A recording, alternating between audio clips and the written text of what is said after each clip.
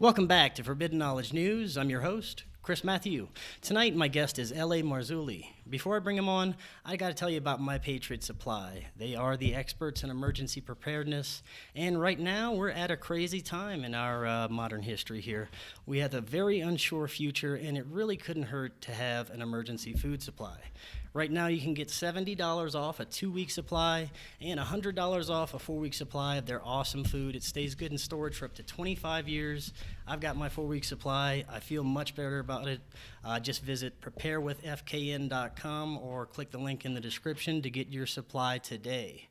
Also, subscribe to Forbidden Knowledge News on lbry.tv. It's our official backup channel, and we have a brand new show called Beyond Classified, exclusively on Rokfin. Rokfin is awesome. It is an amazing new platform. There's so many content creators there along with us. All of our regular Forbidden Knowledge News episodes also go there as well. And finally, Forbidden Knowledge NewsCon 2021 will now be held exclusively on Rokfin. That means you can attend the entire conference April 2nd, 3rd, and 4th, which is next weekend, with 12 awesome presenters for only $10. But if you decide to keep the Rokfin subscription, you not only get our premium shows and regular shows, but all the premium shows from all the amazing content creators that are there with us. Just visit forbiddenknowledge.news to check out the lineup for the conference and sign up at rokfin.com/FKN plus, or just click the link down there in the description and sign up today. You don't want to miss this conference. It's going to be awesome. And that's next week. It's coming right up. So sign up today. Tonight, I want to welcome back to the show L.A. Marzulli. He's an author, lecturer, and filmmaker. He has penned 8 books, including the Nephilim trilogy, which made the CBA bestsellers list. He received an honorary doctorate from the series from his mentor, Dr. I.D.E. Thomas, who was the provost at Pacific International University.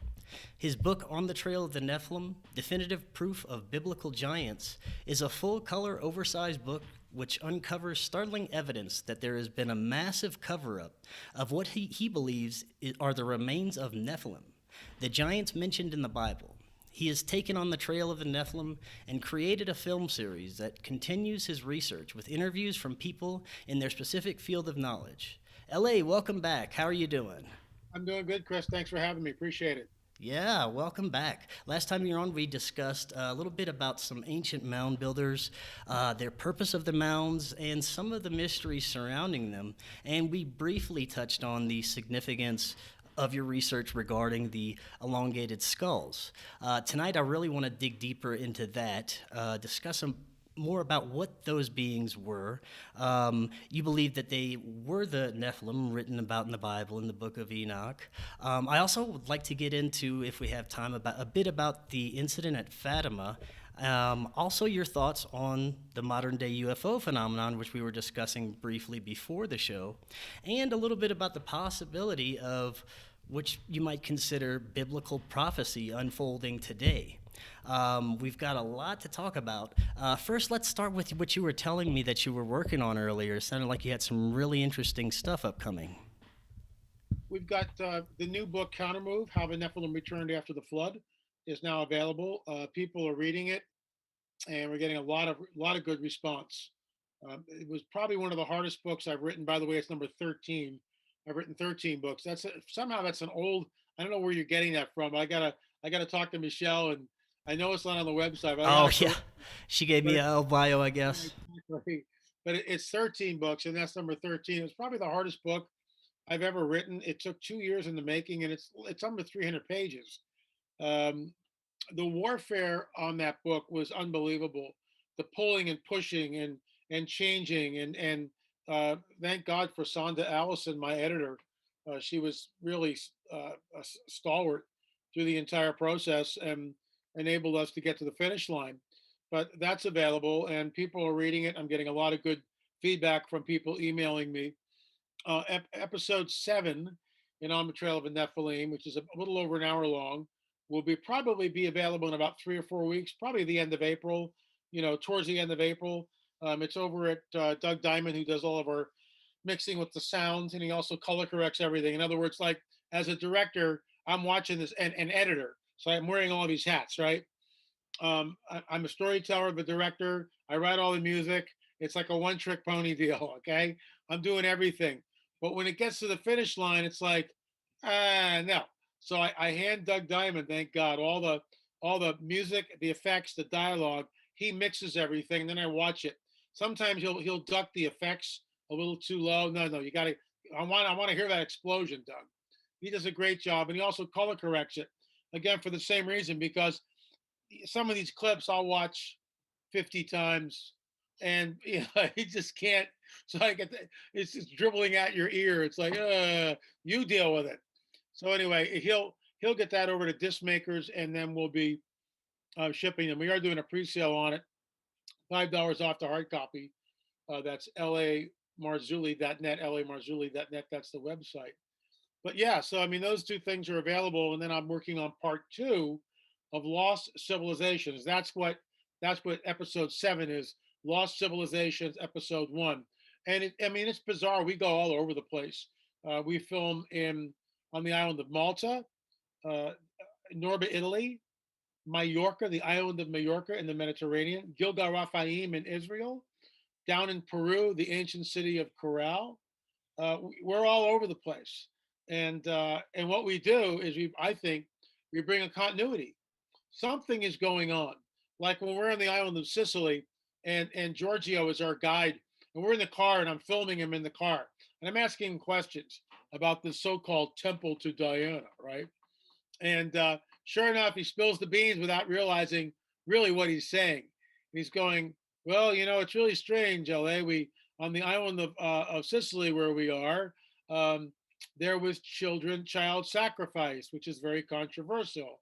But it was child sacrifice, and it says right on my tombstone, to Baal of the Phoenicians, and I cut right there, and I go to America Stonehenge, where with Kelsey Stone, and he's showing me all the artifacts that came out of the site.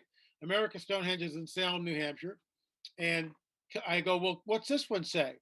And Kelsey goes, oh, this is Iberian Punic. It was found by Robert Woodall and then translated by Dr. Barry Fell, and it's Iberian Punic. It reads right to left, and it says to Baal of the Canaanites in dedication. And I about fall out of my, I'm holding the Osmo because this is all B-roll. I'm holding the Osmo, and it became A-roll. And I go, what did you just say? And he goes, and he kind of laughs nervously, to Baal, the Canaanites, in dedication. They knew nothing, with all due respect to Dennis and Kelsey and the whole crew. This is my wheelhouse. I've studied this stuff forever. So it's my wheelhouse. It's not their wheelhouse. And they don't know what they're sitting on. I mean, this is to Baal of the Canaanites.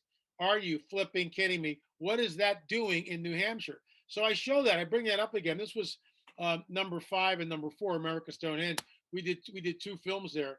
The Canaanite Connection was number 4, and number 5, the Axis Mundi, the center of the world. And Kelsey Stone, in my opinion, and I'm not, this is not hyperbole. Kelsey Stone discovered the most important archaeological find of the 20th century, without doubt.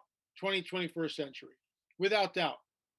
It's actually in the 21st century. I think he found it in 20.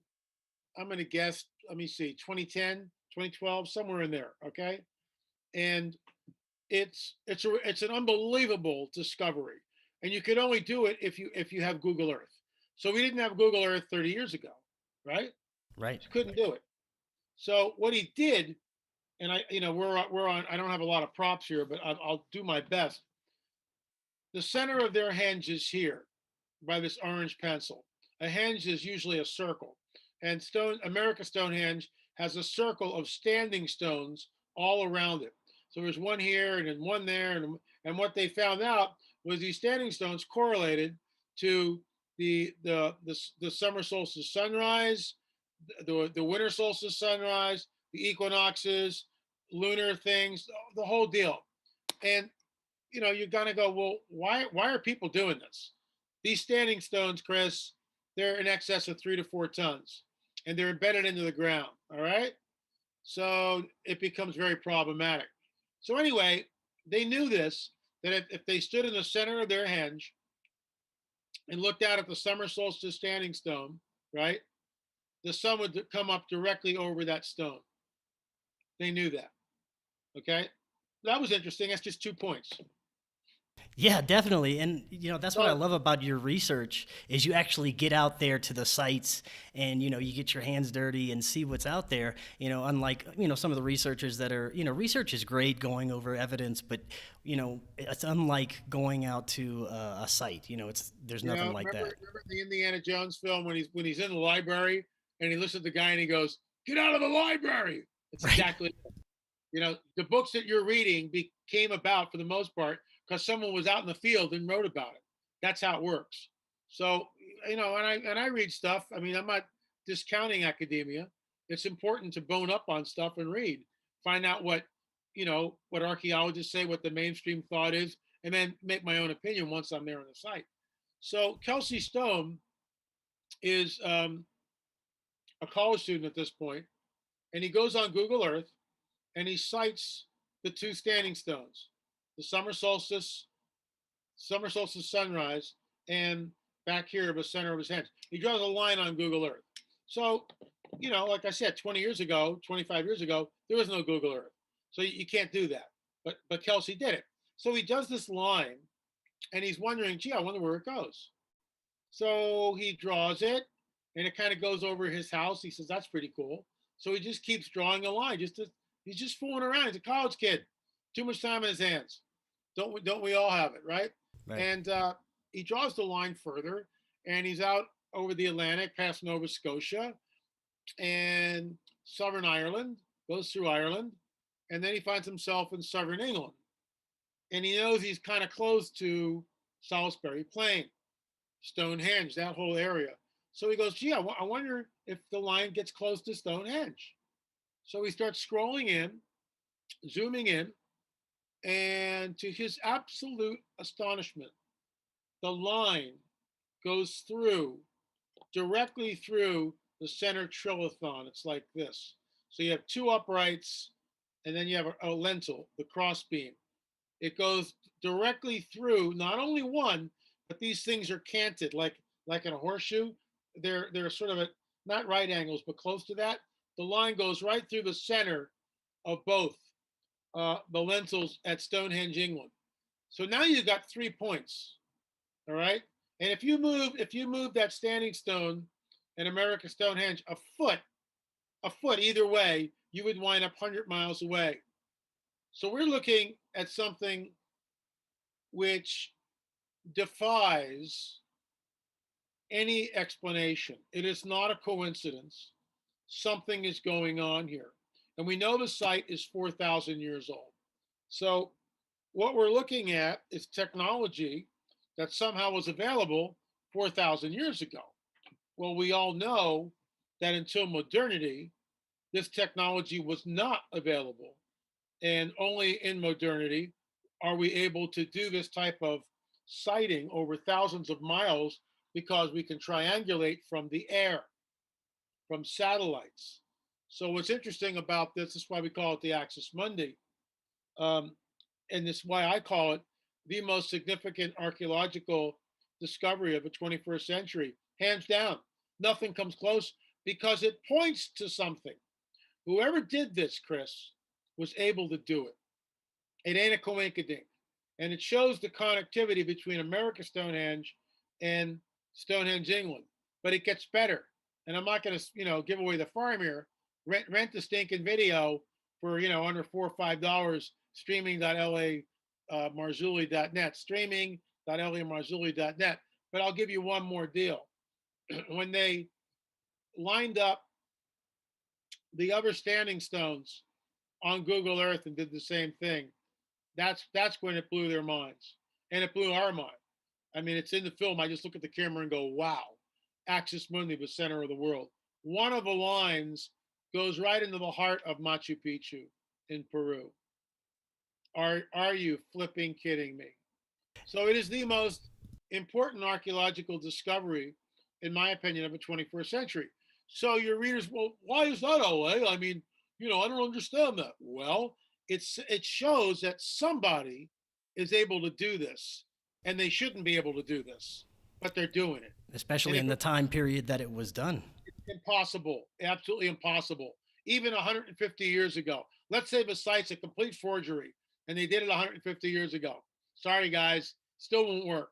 So no matter what you say, something is going on here. And this is where it gets into my wheelhouse with fallen angel technology, Nephilim architecture. The Nephilim is a hybrid entity, the union between fallen angels and the women of earth, creating a hybrid being known as the Nephilim. This is fallen angel technology. Who is the prince of the power of the air? Another name for the dragon. That's who he is, prince of the power of the air. And his fingerprints are all over the planet. But all this is obfuscated. Why haven't the American people heard about this? That's the Why big is it question. that I mean, why is it that everybody who listens to this interview doesn't go and rent this thing and see it for themselves? What's wrong with these people? I mean, we're out there doing this thing. We're flailing our arms going, this is the most important archaeological discovery of the 21st century. And no one gives a flip, or very few people give a flip. You know, it's like, just watch some stupid show on TV, play another video game. Everything is cool. Go back to sleep. I mean, it's just unbelievable. Well, I'd like Anyway, to hope my audience does care, and it'd be I well hope worth it, the $4 or $5 to find out some of these mysteries here and what's behind and it, because it's it fascinating. keeps me on the trail.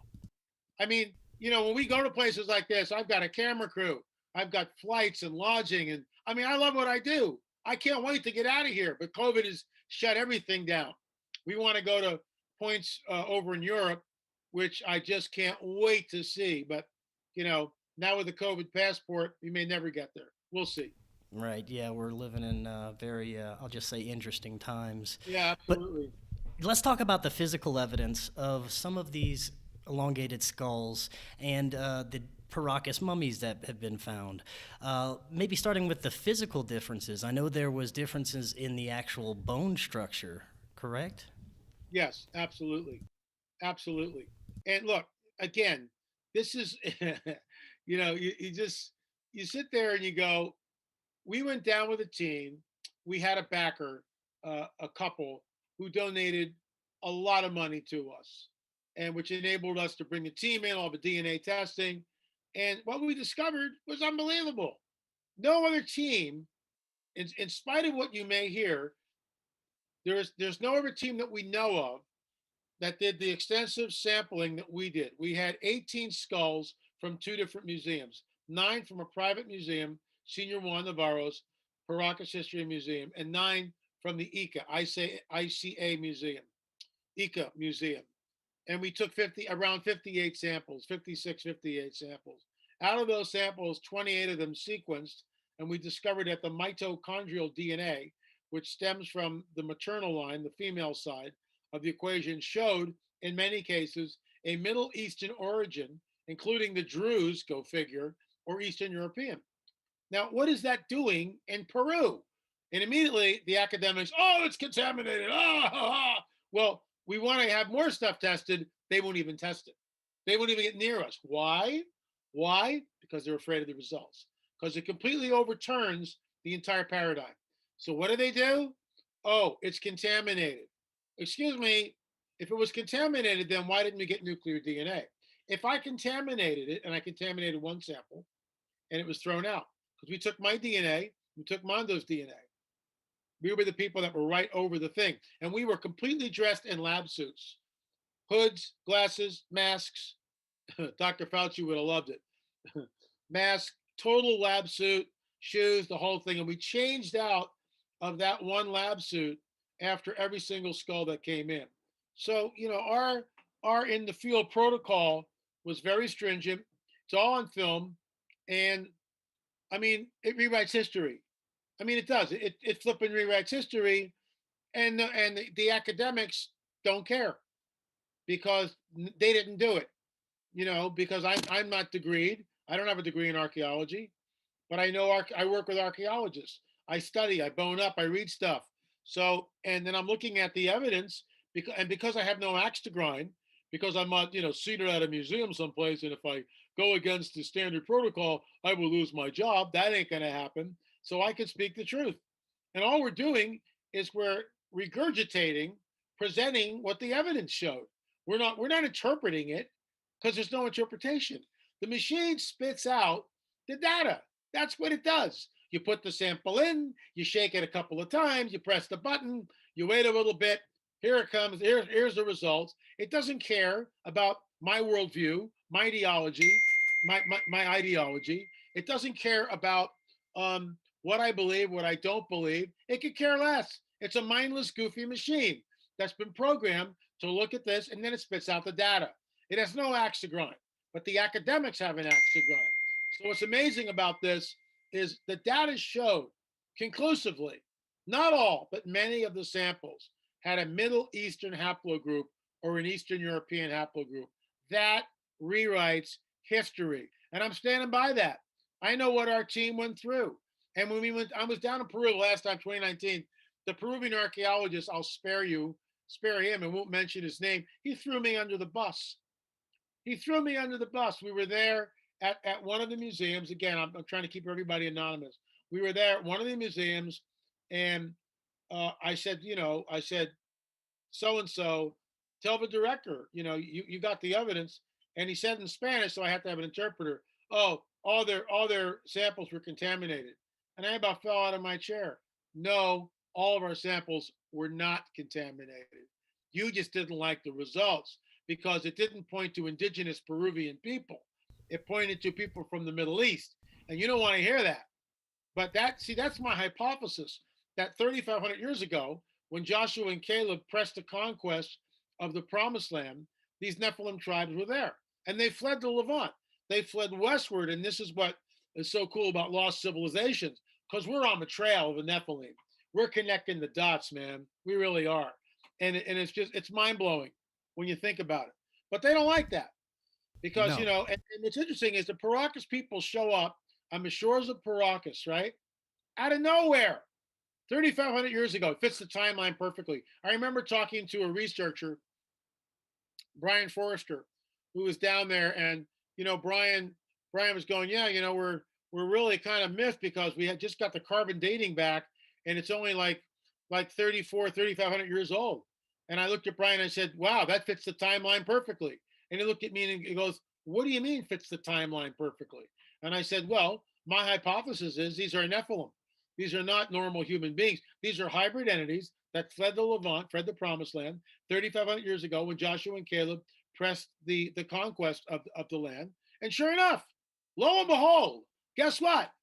The carbon dating comes back 3,400 years, fits the timeline perfectly. Absolutely perfectly. Because they're not jumping on a plane landing in Paracas. Hi, we're here. They have to sail over there. And that may have taken a while. And, the morphological differences, the structural differences in the elongated skulls are such that there's no doubt in my mind, that what we are looking at is another species. It's not a human being. It's something else. And I mean, I'll just give you some quick pointers. The orbits, Sure. the eye sockets are 30% larger than a human being. The pupillary distance, instead of being about 62, 65 millimeters, is about 45 millimeters. So the pupils are closer together. The sockets are larger, which means that this thing probably could see in the dark. It has no parietal suture. Normal human beings have a suture which goes from the top of the frontal plate back to the occipital plate, which splits the parietals in two. So it's a sagittal suture right up on top. They don't have one. The skull is incredibly elongated. The kicker, and this is the work of Rick Woodward, our anthropologist on the team, and he's the one that discovered it. No matter what you hear, it was Rick Woodward. Nobody else. It was Rick Woodward. He's the guy that discovered it. Okay, and the foramen magnum is the brain's hole in the base of the skull where the spinal column comes up and all the cabling. I'm joking, but all the cables connect to the brain. I mean, whoever made this human body, and in my opinion, is God of the Bible. The design is flipping off the hook. All right, so all the cables go up through the. We need some rewiring done here, Harry. All the cables come up through the foramen magnum. Well, the foramen magnum should be. Whoops, sorry, looking for a prop here. If this is my skull, the foramen magnum should be here. Should be in the center of my skull, not back here, right here. Should be in the center. So my skull can balance like this. All right. The foramen magnum on the Paracas skulls is all the way back here. It's all the way to the occipital. Let's say this is the end of the skull right here, and I'm going to go off camera. So right there, right. So the foramen magnum in a normal human being is here. The foramen magnum for the Paracas people is here. Almost. Oh, if it's any further back, it's outside the skull. And when we saw that, and ours was the first film crew ever. We show it in episode 6, the DNA of On the Trail of a Nephilim. Once again, here we go, folks. It's all there. It's going to binge watch it. I'm telling you right now, you'll sit there and go, oh my gosh, you'll freak out. You will totally freak out because nobody's doing this. We're the only film crew that's doing it.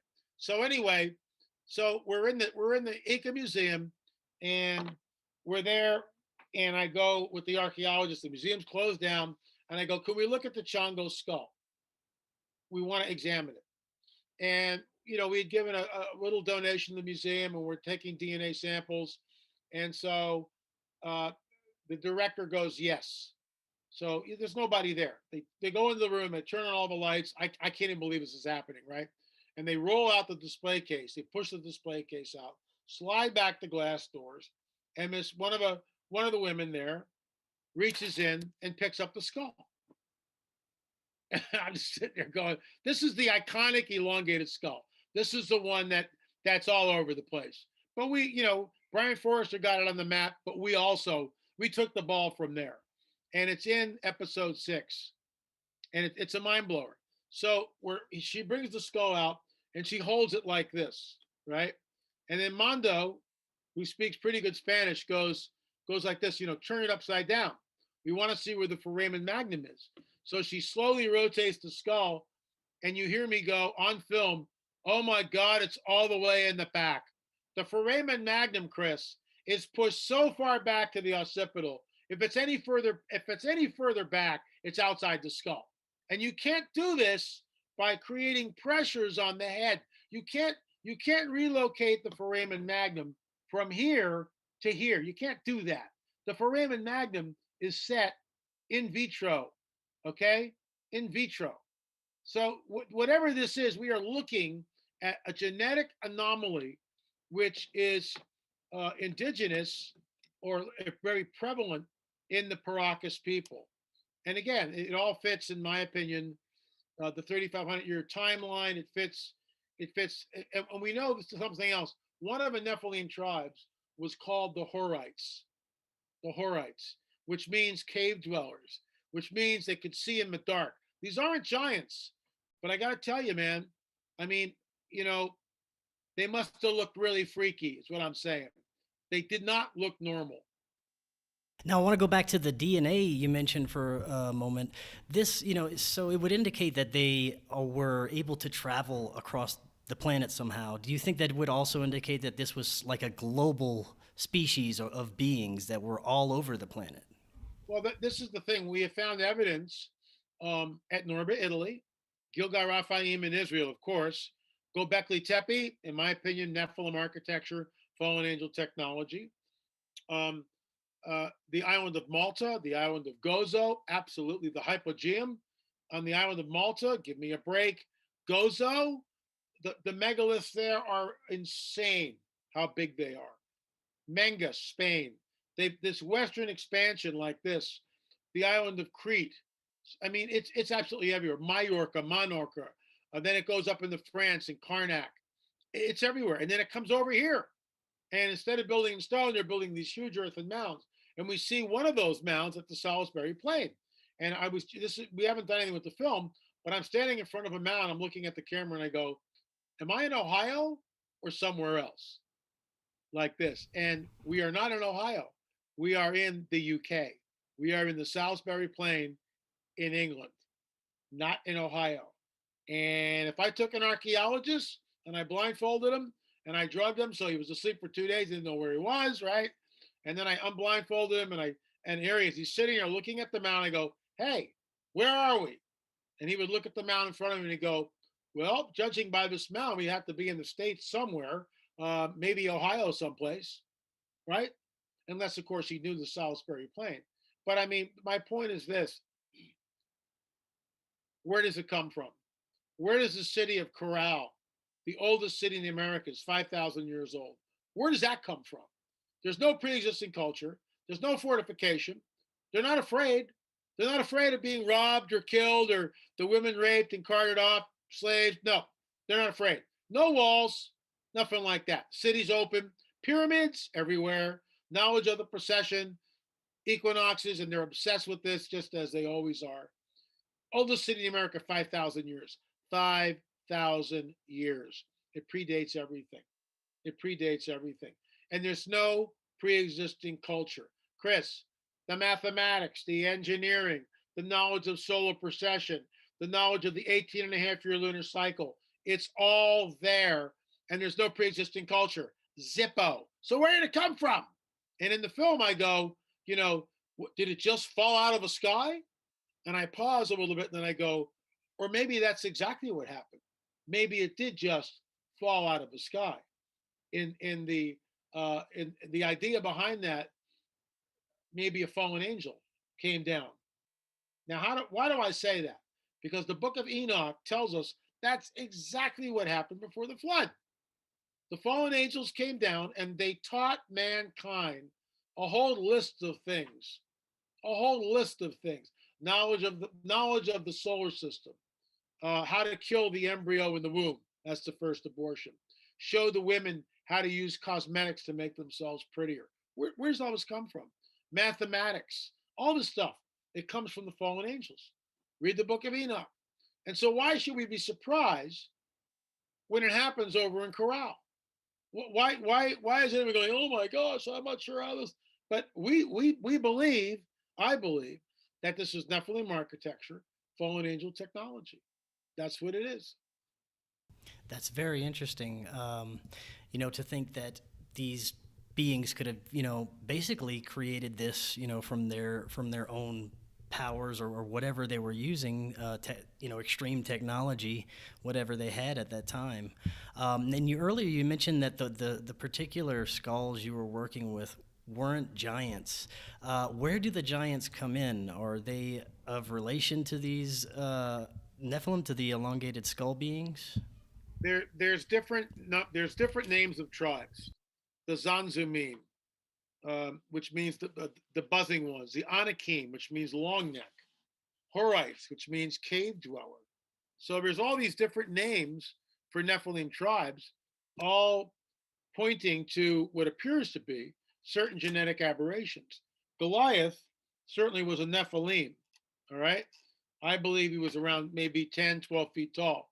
Og, the king of Bashan, the last of the Rephaim. That's why it's so important to Gilgal Rephaim. The last of the Rephaim was around 13 to 14 feet tall, maybe even a little taller. So you get giantism. Some of these guys were really big. Others were just freaky looking, like the Anakim is called the long necks. That's what I was translated. So Anakim Skywalker, think about that, right? Anakim Skywalker, what the heck? They know what they're doing, but I digress. So Anakim means long neck. When you got a skull that's elongated like this, and you've got, I wish I had, I'm out in California, so I don't have any props. They're coming in next week in the container. So a normal skull, let's say, would look like this, and there's the spinal column with the foramen magnum, right? It's dead center. It's dead center of the skull, right there. Well, these are elongated, and now it's back here like this. So in order to make it work, in order to make it so, I think you're muted. I can't hear you anymore. I'm sorry. In order to balance the skull, you would have to have a longer neck. You'd have to have a longer neck. And we've got X-rays of some of the Paracas mummies, and it appears to be that the neck is longer. It appears to be. This is what drives me nuts. More research needs to be done. We're willing to do it, but the Peruvian government, I mean, it's just unbelievable. It's just, what can I say? With all due respect. I can imagine the pushback that you'd get, from the Peruvian government. especially when it comes to examining some of these ancient sites. Now, you found a 9-footer in Catalina, right? That's my research. Other people have taken my research and they make their goofy little YouTube videos and they get, a million or 2 million hits, and I get like 50,000. How does that work, right? Right. But it's all okay. It's my discovery. It's my intellectual property. I went out and I'm the guy that did the research on the photograph. Nobody else did. I did it. What I mean by that is we got 3 people that looked at the picture, and then we're able to, based on the figure in the picture, who was 5'8", Ralph Glidden, they were able to ascertain that the skeleton in front was about a 9-footer. Now the backstory is this: I heard uh, from Jim Watson, who wrote a book called Mysterious Catalina. He talked about Ralph Glidden, this archaeologist who was hired by the Hay Museum. The Hay Museum later got gobbled up by the Smithsonian, but he was hired by the Hay to go out and do primitive archaeological digs. Okay. And his records went missing for 50 years. Well, they found the records, and Jim told me about this. So I emailed the curator of the museum and I said, listen, I'd like to come out and look at the artifacts. Well, Mr. Marzulli, I'm sorry, you can't. This went on for 6 months. And then Jim said, look, they're building a new museum. Why don't you offer a donation? So I offered $1,000 donation. Come right in, Mr. Marzulli. That's the way it works. So I did.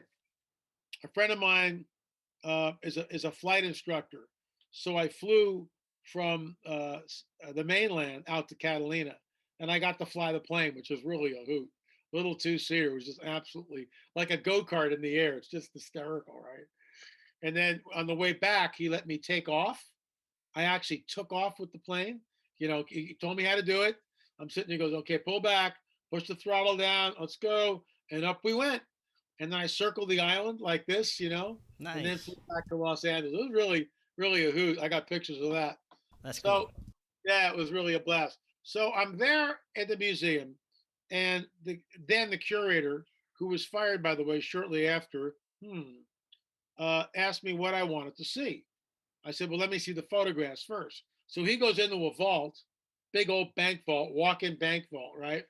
And he brings out the photographs, these museum boxes. And I open up the museum boxes, and everything has been cataloged very neatly, longhand or nice fine printing, Glidden Pictures, Catalina Island, 1919. Open it up. I start thumbing through the pictures. Now, most of the time when you're in an archive like this, you don't see anything. It's very rare. I mean, you can spend a lot of hours in the archive. For example, in Wisconsin, I spent 3 days in the archives. I didn't find doodly squat. Nothing. Well, that's not true. I found the hand drawings of, and this is a rabbit trail, of the Phillips brothers, who claimed 9-foot, 10-foot giants that they uncovered at the mound at Lake Delavan, and they drew them. And the archaeologist is going, no, they're just a bone pile. They're not giants, blah, blah, blah. And they're writing back going, no, no, no, you don't understand. They're not disarticulated. Their knees are up like this. They're huge. They got elongated skulls, and they're in situ, and they're all facing east. Hello? And this goes back and forth. So, I mean, I was all over that, like white on rice. I spent 2 weeks up there, 3 days in the archives. I went to Delavan uh, and spent a week there. And it was unbelievable. But circling back to Catalina, so all of a sudden there's a picture with what appears to be a six-fingered skeleton. Then there's a more of an adult and a child. The child has a very elongated skull. So does what appears to be a woman, I guess, in situ in a grave. Finally, and there's no reference point to any of these things. There's no like ruler or anything like that. So you don't know really what am I looking at. But finally, we get pay dirt. Ralph Glidden, who's the archaeologist, is leaning on a shovel. In front of him is a recently excavated grave. In that grave is a skeleton in situ. It's not a pile of bones. The skeleton is there. The skull is enormous. The skull is absolutely humongous. And so, thanks to Gary Stearman, Gary said, LA, there are people who can digitize this, and we know the height of Ralph Goodman was 5'8". They can figure out where the camera was, the distance between Ralph and the skeleton, and they can tell you how big it is. So I put the ad on my blog. I had three people who volunteered for it. There was no collusion between them at all, no collusion. And basically what happened was when they gave me the results, they all put the skeleton at just over 9 feet. And then I introduced them to each other, and they had a field day because they didn't know there were 3 people working on it. They thought they were the only people working on it. I said, oh, and by the way, there's 2 other people who came up with the same conclusion you did. So they all exchanged emails and Skyped and all this other stuff. So I published that photograph in my book, On the Trail of the Nephilim, Volume 1. It went viral. And, other people have stolen it. The History Channel did a thing in Search of the Lost Giants with the Vieira brothers, but they brought me on to talk about it. Now you go on YouTube and you have these people, the Catalina Giant. And sometimes you actually hear me from one of our Watchers films talking in the background, but there's never like, oh, and by the way, that's L.A. Marzulli's property. He's the guy that discovered it. But I need clickbait, and thank you for supporting my YouTube channel. Right. That's ridiculous. Oh, can't we have this for free, LA? So that's the way things are done in modernity. But it doesn't really matter because the truth eventually comes out one way or the other. People find out. That's my work, and I thank Gary Stearman. See, I'm passing the ball. Gary Stearman was the one who said someone can digitize that photograph and tell you and analyze it. So there you go. Thank you, Gary, elder brother. So, without Gary Stearman, I might never have done that. So hats off to Gary. But we did it, and we published the evidence. And when we published the evidence, the museum freaked out, and they took the picture that I had discovered in the archives. They took the picture, which was a 5x7 black and white, and blew it up like maybe 18 inches high, 2 feet, 2.5 feet wide, really big, and plastered it on the wall. And underneath it was this whole article about what a scumbag Ralph Gooden was. So when we went back to the museum, there was the picture. But what they had done is they redacted the giant skeleton out of the picture. It wasn't there. It was just Ralph Gooden holding on to his shovel. There's no skeleton. It's cropped. Wow. And I look at the new curator because the old curator got fired after my interview, right? After I was allowed to go back on the island. I said, why did you guys crop the photograph? And she said, we didn't crop it. I don't know. This is just what I got. I was told to put this up. Managed agenda, anyone? Science. I just love it. We're told, and this is what, if I can just leapfrog. So you got Dr. Fiasco, Dr. Fauci.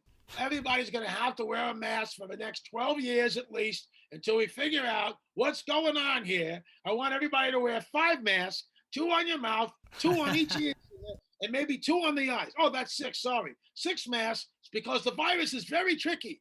And and that's what we're going to have to do here. There's never going to be normal, and that's how it is. Thank you, Dr. Fiasco. So let me get this straight. So they cropped the giant out of the picture. The museum, which stands for science, the truth. We just go where the science leads us. BS. No, you don't. You have a managed agenda. It's your flippin' religion. Don't give me this crap. We know exactly what you guys do. You obfuscate, and blatantly bald-faced lie about all sorts of stuff. In the Catalina Museum, there's proof of the pudding. So when we published the redacted picture, that went viral. And since then, Billy for the museum, they now take the picture that I discovered. They've blown it up. It's like 3x4. It's huge. It's huge. It's on the museum wall. And they show Ralph, but there's not a word about what you're looking at. Not a word. You would think if I were the museum director, come and see the giant discovered on Catalina. Does this rewrite history? Right. Is this just a freak of nature or something else? Whoa, the public The public, the lines to the museum would be around the block. Are you kidding me? Are you flipping kidding me? But no, we can't do that, LA, because that might point to the supernatural worldview. Oh, and then maybe because it's the supernatural, maybe there's the God of the Bible who's a supernatural God. Oh my gosh, now what do we do? So that's what's at stake. I'm having fun tonight. Thanks, Chris. That's good. That's good. Now, I definitely want to save time to get into what's going on with modern day ufology and everything in the mainstream. But before we get to that, do you think that it's possible that there are bloodlines of these Nephilim that are still around today? More than likely, that's a very slippery slope. Very slippery slope. But more than likely, yeah. Short answer, yeah. Can I prove it? No. Um, People have had encounters with hybrid entities, which I would say are modern day Nephilim. But you know what? I'm just one guy. I've seen stuff. I've been a lot of places, but I'm just one guy, and a lot of information comes through our little gateway here. But it's hard to say. But it's a very slippery slope to Yeah, go down. fair enough. Yeah, it is. Now, when it comes to modern day ufology, last year and the years before, I'd say the past 3 years, it's really picked up. We've had a Muamua, the Tic Tac, New York Times article, the Israeli space commander talking about a galactic federation. Who knows what's coming up this year and beyond? What do you think is going on? Do you think this is preparation, disinformation, or planned? What do you think? This is a managed agenda, Chris. I have an insider who's in one of the alphabet agencies. I call him the Osprey. He wrote me yesterday and he said uh, this reveal had nothing to do with the present administration. It was set in place in the last administration, and this current administration has nothing to do with it. They don't even know what's being released. The bottom line is it is a managed agenda, as the late Chuck Missler would say. The information is being slowly trickled out. Um, it's alarming. When you've got people like Marco Rubio stating that the craft are there, they can do stuff. We want to get to the bottom of it.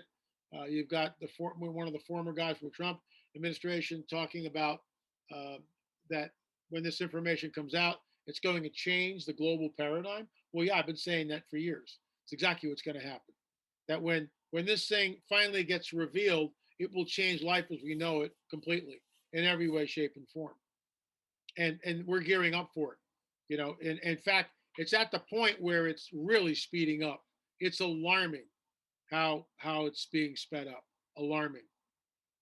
So, when it comes to the abduction phenomenon, where people have accounts of being taken on ships and they have these experiments being done and they see insect creatures, they see possibly hybrid children, there's fertility experiments going on, gray beings, reptilians, things like that.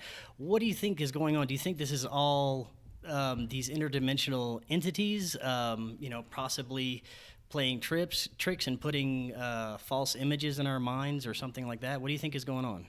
Well, it's a mixed bag. They have the ability to change their appearance. They can transform into pretty much anything that they want to.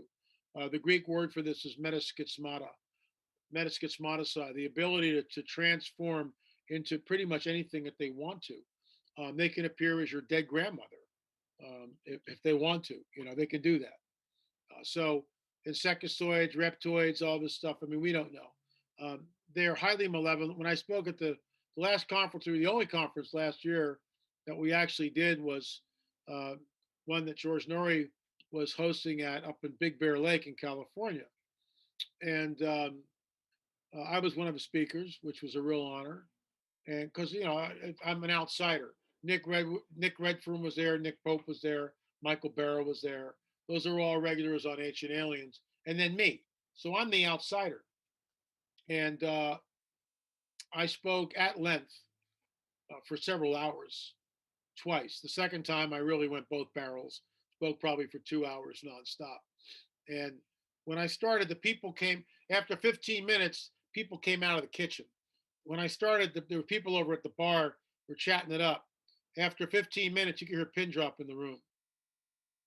And I challenged the audience and I said, let me ask you something. How many of you think it's okay to abduct a 5-year-old kid against his parents' permission and abduct and not only abduct them, but implant them? How many of you think that that's an okay thing? Not one hand went up. I said, well, you've just proven my whole lecture. I could stop right now because it's malevolent. None of you think that this is a good thing, and yet you're always making excuses why it's a good thing. But when the question is posed to you, is it okay to abduct a 5-year-old and implant them against their parents' wishes? You say, oh well, no, it's not okay. Well, why is that? Why is it that you know instantly that it's not okay? Well, welcome to Bill, who was abducted when he was 5 years old and implanted, and that's the implant that we actually took out in Watchers 8, Watchers 7, Watchers 8. We show it. We're one of the few film crews to have ever actually done that from start to finish. And it's there in the film, which is incredible. Absolutely incredible.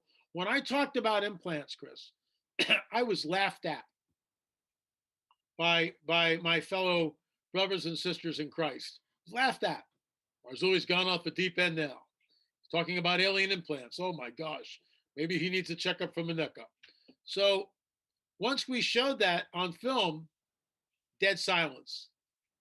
Where are your retractors now? Where are the people jumping up and down going, this is all delusion? Well, it ain't delusion. It's real. There's a breeding program. And I believe that these implants are actually the precursors, the prototypes to the so-called mark of the beast that we read about in the book of Revelation, which is very, very alarming, if true, extremely alarming. But they're there. It's real.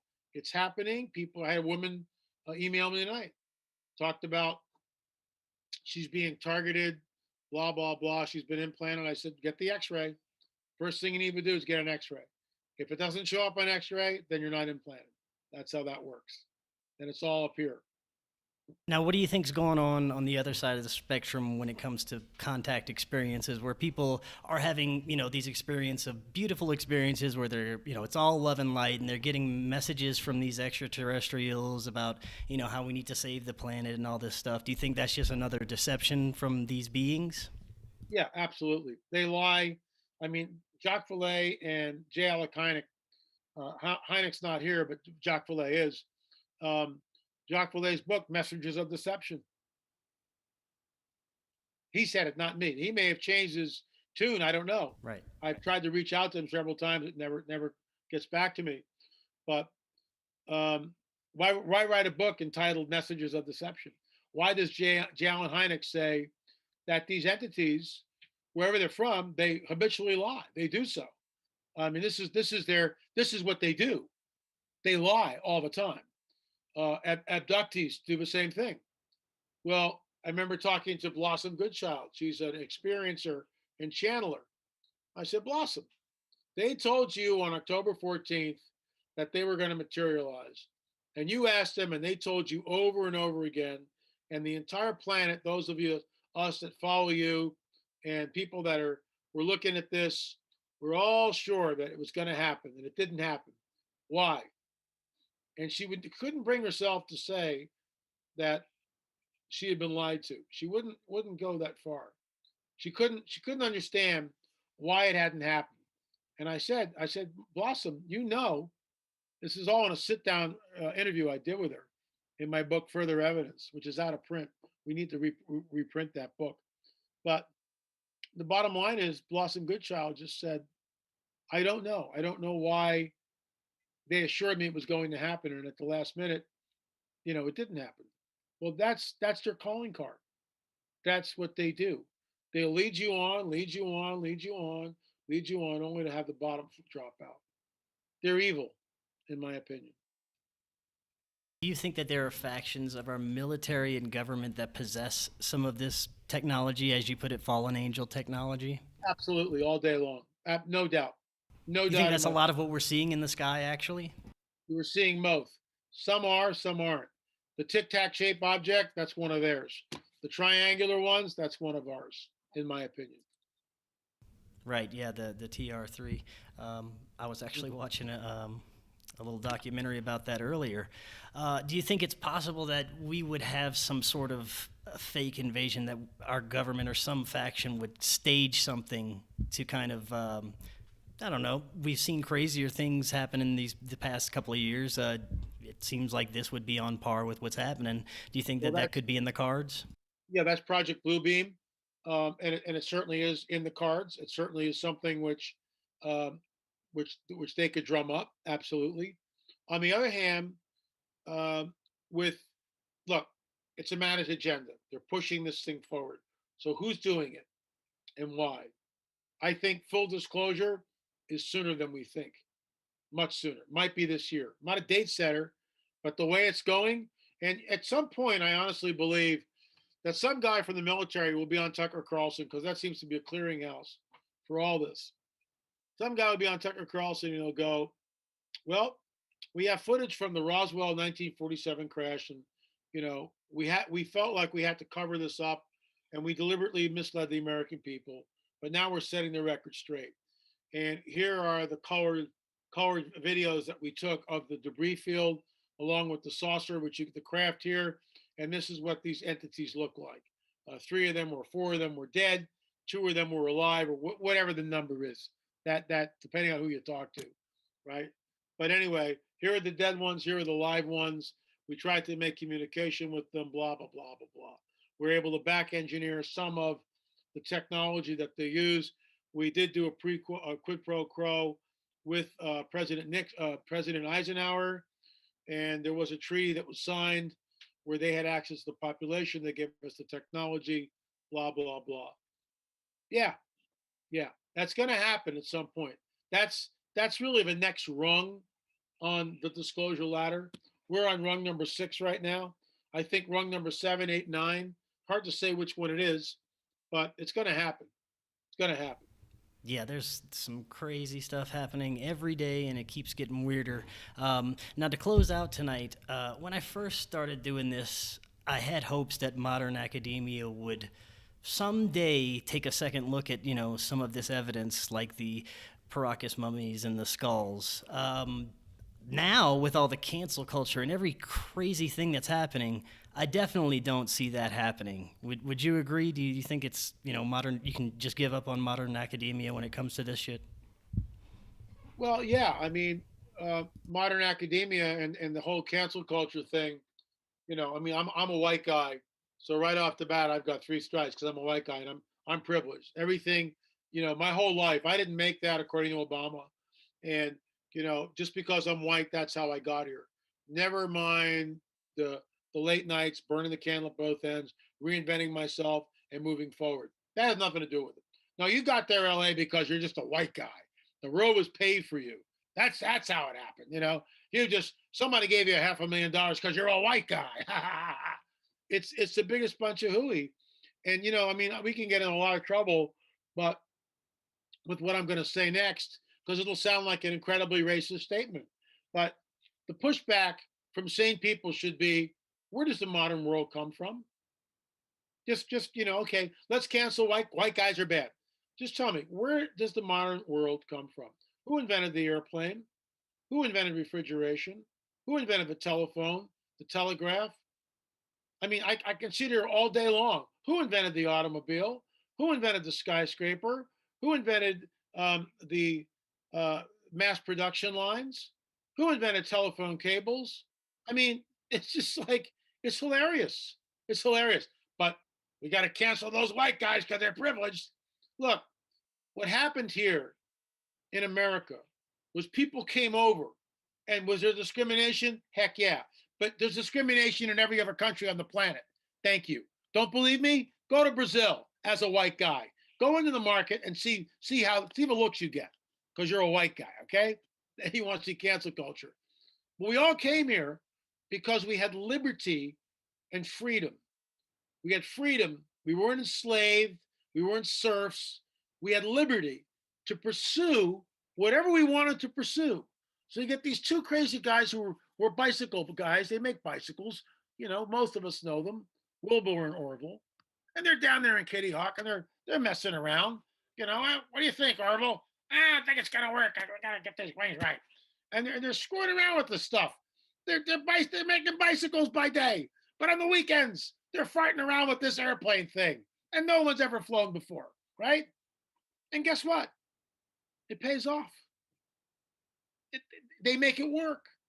I mean, are you kidding me? Are you flipping kidding me? Freedom and liberty. That's what America is all about. And so now what we've got is, well, we need an Asian in there or a Latino in there. Well, what about on the merit of who and what you are and what you've achieved? What about that? Not about what you look like, because that shouldn't matter at all. It's about what you've achieved as an individual, as a man or a woman. That's what's important. That should give you, well, this guy over here, look what he did. Look at his resume. Look what he did. Look what he discovered. I don't care what color he is. Sounds good to me. Let's hire the guy. But we don't have that. Now we need more Latinos. We need a transgender. Are they qualified? No, but we need one anyway. They've done a great job of dividing people. That has been one of the major agendas. Yeah, it's pretty sad what they've done. But LA, I want to thank you so much for coming on tonight. It was fantastic information. Before you head out, let everyone know where they can find your work, the easiest way, websites, or if you have social media, stuff like that. Yeah, the website is lamarzulli.net, lamarzulli.net, Marzulli. All the films. What are you waiting for? I don't want to spend $25. LA, this stuff should be free. Get a job. So here's the deal. Go to streaming.lamarzulli.net and binge watch all of them for under $25, all 6 episodes. I mean, are you kidding me? You won't be able to buy Starbucks for 2 days. Sorry. Binge watch them. Learn something. We're out in the field, and what we're uncovering is absolutely mind-boggling. There is a hidden history that has been deliberately obfuscated from the peoples of the world. So lamarzulli.net, those are the books, hard copies, the DVDs, streaming.lamarzulli.net. What can I tell you? Awesome. LA, thank you so much again for coming on. That was fantastic information. We barely scratch the surface every time. We'd love to have you back on in the future. And until next time, everyone, have an excellent evening.